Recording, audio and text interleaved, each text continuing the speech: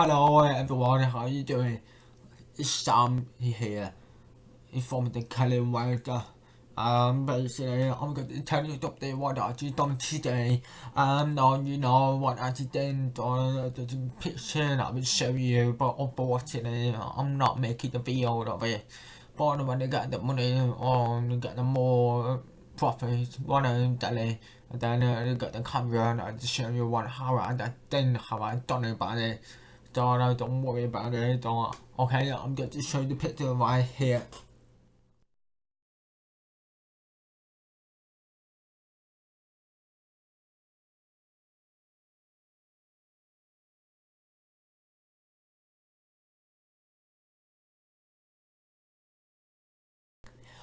Alright, that's how you do it like that. But this video a little bit theme, stuff like that. So I'm gonna make it a tacky, not only arse welder.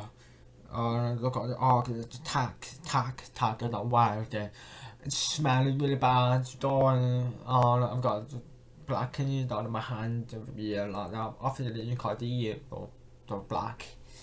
Don't have to do it like that, but I will keep you updated for that. Don't worry about it. I will keep you updated. I will show you how you have done it.